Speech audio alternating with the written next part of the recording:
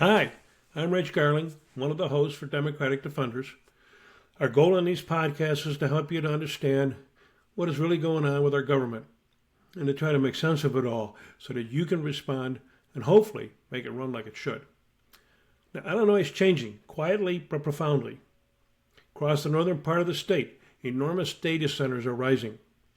Now, these are windowless fortresses of servers that power cloud computing, artificial intelligence, and the digital world we live in.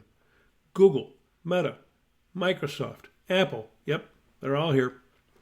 Each facility can draw as much electricity as a mid-sized city. Every time one of these giants plugs into the grid, the system has to grow stronger, bigger, and more expensive.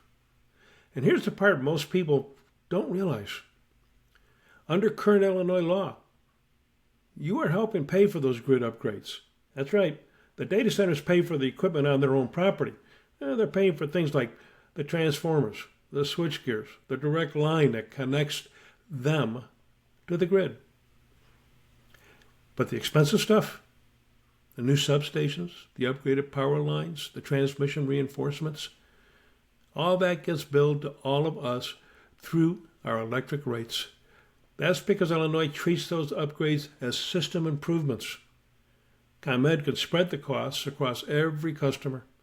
Even though the upgrades exist mainly to serve a handful of trillion-dollar companies, now Illinois calls it socializing the system because supposedly we all benefit from those upgrades.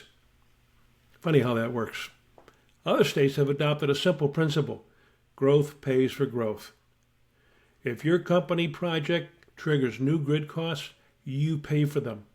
Under that model, a 200 megawatt data center might pay hundreds of millions of dollars for the substations and transmission lines it requires.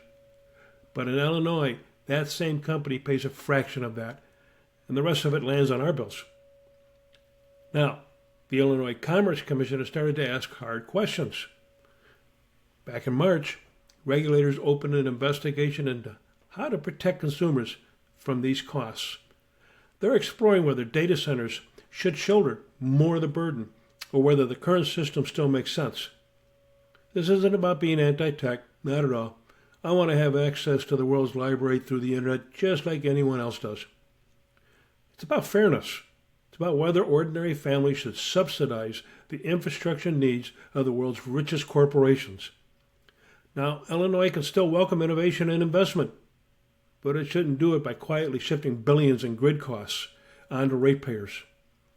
And if we continue to be forced to share that cost, we should at least be given free access to the internet. Now imagine if we adopted a growth pays for growth model.